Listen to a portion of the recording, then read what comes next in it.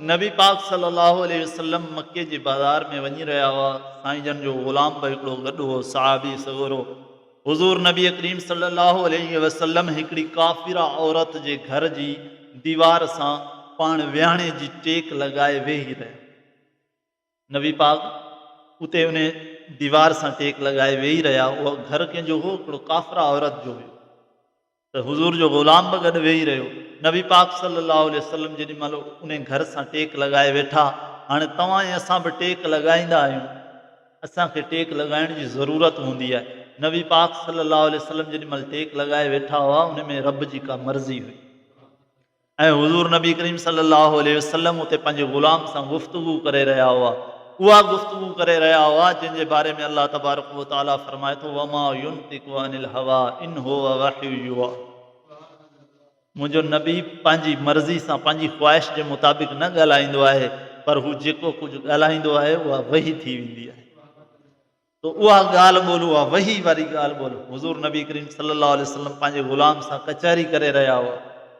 त हुज़ूर नबी करीम सल्लल्लाहु अलैहि वसल्लम, हालांकि काफ़िर जो घर हुयो, काफ़िरा औरत जो घर हुयो, जेॾी महिल उन नबी पाक सल्लल्लाहु अलैहि वसल्लम खे ॾिठो त हुज़ूर मोहम्मद सल्लल्लाहु अलैहि वसल्लम मुंहिंजे घर जी दीवार खे टेक लॻायो वेठा आहिनि, त उन कावड़ में अची करे पंहिंजे घर जूं दरियूं ऐं दरवाज़ा बंदि करे छॾिया।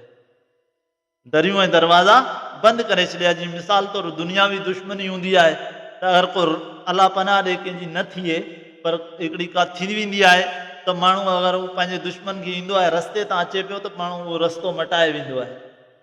अल्लाह तबारक व तआला सभिनी खे मुहबत सां रहण जी तौफ़ीक़ अता फ़रमाए।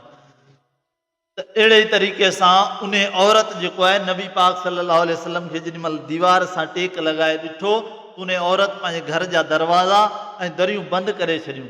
अल्लाह रब्बुल इज़्ज़त जिब्राइल अमीन खे मोकिलियो, वञी जिब्राइल मुंहिंजे महबूब नबी सल्लल्लाहु अलैहि वसल्लम खे इहो पैगाम ॾे त इन औरत जेको आहे अमल कयो आहे, इहो त इन कावड़ में कयो आहे, पर आऊं अल्लाह इन औरत जे मथां राज़ी थी वियो आहियां।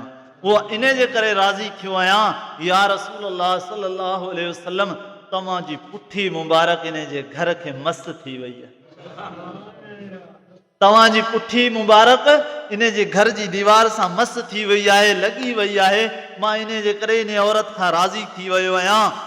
या रसूल अल्लाह सल्लल्लाहु अलैहि वसल्लम, अल्लाह फरमाए थो, जीअं इन कावड़ में पंहिंजे घर जूं दरियूं दरवाज़ा बंदि कया आहिनि, रब्बुल आलमीन फरमाए थो उन तरीक़े सां मूं पंहिंजी रहमत जे सदके, या रसूल अल्लाह तुंहिंजे इन अमल जे सदके मूं इन औरत जे दिलि जा दरवाज़ा खोले छॾिया आहे।